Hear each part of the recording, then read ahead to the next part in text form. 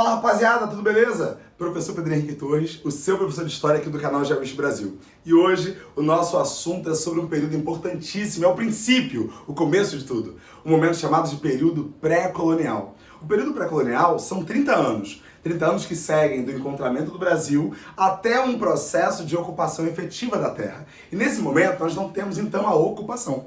Colonização quer dizer povoamento e ocupação. Nesse momento não existe ninguém vindo para cá, construindo casa, desmatando floresta, não é isso. Ainda não. Nesse momento nós temos 3 décadas de feitorias. Nós fizemos aqui um quadro incrível. Dá uma olhadinha nesse quadro, fala sério. Beleza? Então a ideia é a seguinte, pensar esse período e pensar um momento em que a gente tem pouquíssimos registros sobre a história do Brasil. Até porque, claramente, há muitas novidades para os portugueses, registros feitos para os portugueses, mas sobre o Brasil, efetivamente, nós temos pouca coisa. Porque os nativos da América não dominavam a escrita. Então eles próprios não falaram de si mesmos escrevendo, eles viveram. E muito do que a gente sabe sobre aquele momento vem dos fragmentos, dos vestígios e também das memórias dos navegadores.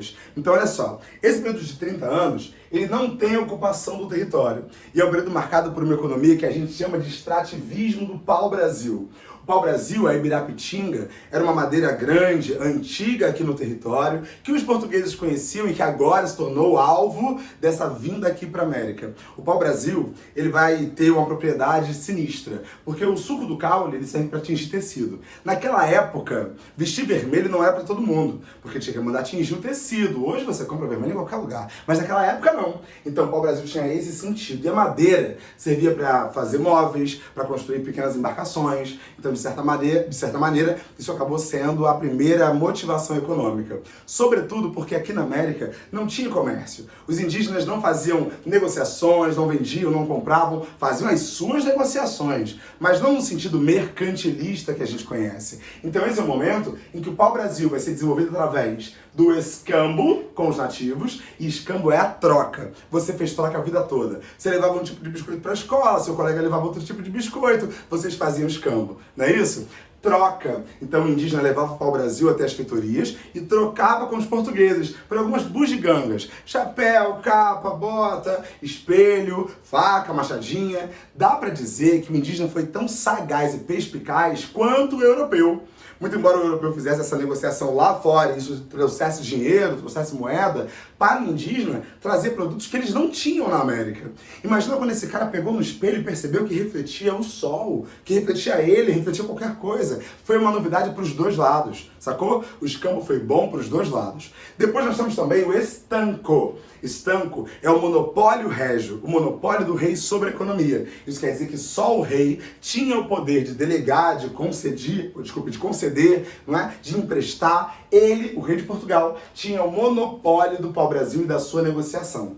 No mais, a gente ainda pode apontar a ideia de que o trabalho estava concentrado com os nativos da América, com os indígenas. Eram eles que tiravam a tora do pau-brasil, limpavam a madeira, fatiavam a madeira, levavam até as feitorias, eles eram os trabalhadores da época. Então o pau-brasil, ele foi a economia, olha bem, aí eu fiquei nervoso até gaguejei, é a economia do período pré-colonial, não colonial. Opa, posso falar rapidinho interromper você? Por favor. Gente, olha só. Com saudade disso. Ah, meu amigo, olha só, cara. Eu quero falar um ponto importantíssimo para a geografia aqui. Um ponto importantíssimo é que o pau-brasil, ele vai estar disponível aqui no Brasil, é claro, porque o Brasil ele vai ter um clima, não é, muito quente e vai desenvolver aqui na sua porção litorânea a Mata Atlântica. Então, nesse momento, começa a devastação da Mata Atlântica aqui no nosso território.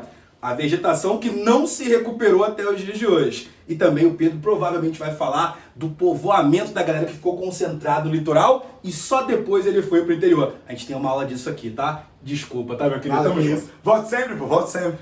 Olha bem, é exatamente isso. O pau-brasil estava aqui na faixa litorânea e foi ele a motivação desse primeiro contato com o território. Da ocupação? Não, mas desse contato inicial com o território Brasil, ou melhor, com a América Portuguesa. Nessa época dá pra falar que brasileiro, o sufixo ele indica trabalho.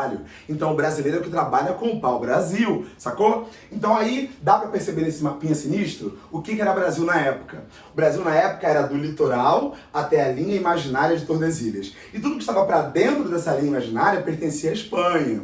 Então o Brasil cresceu no litoral. Nessa época, vamos lembrar disso, o Brasil era mar e mato. Só isso. Então, claramente, não foi da noite para o dia que o processo aconteceu. Até mesmo as feitorias, nesses 30 anos, foi um processo gradual, beleza? A ocupação nem se fale. A colonização durou um tempão. O período colonial brasileiro, que vai de 1530 a 1815, isso é, no papel em 1822, que é até a independência, é um momento enorme, que vai falar da ocupação, dos desdobramentos, do encontramento com o ouro, com o interior, com os rios que levavam até o interior, com o desenvolvimento de outras economias. Quer dizer, foi um processo largo, beleza?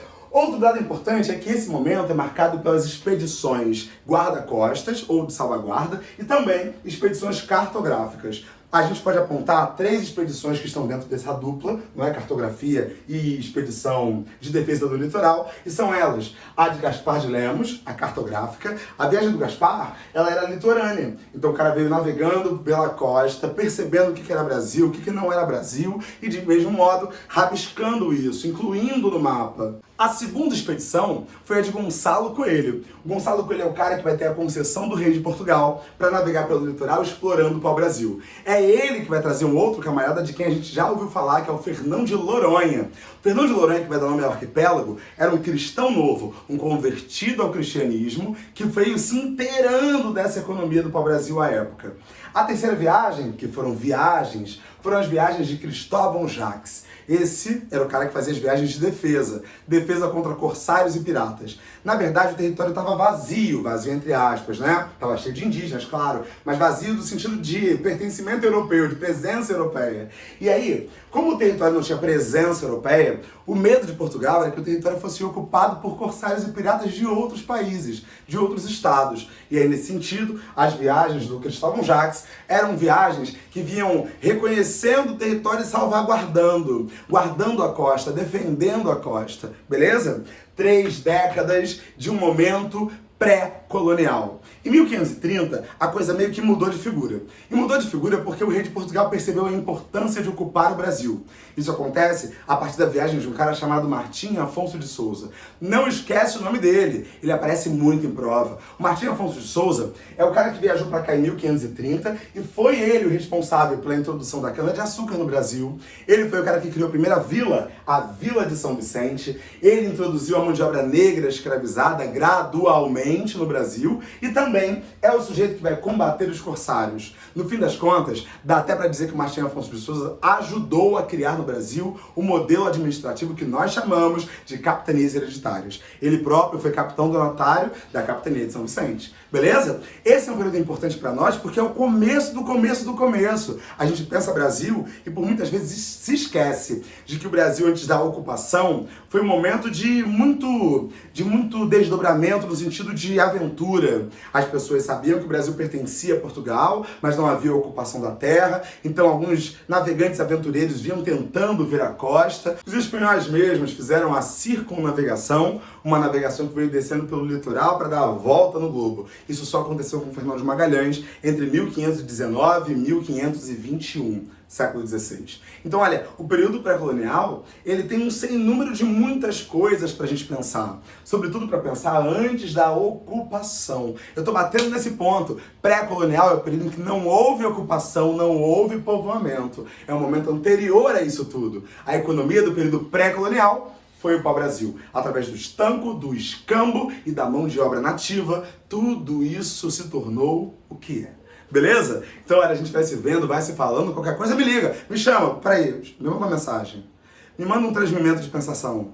Tô zoando. Valeu, papai ama.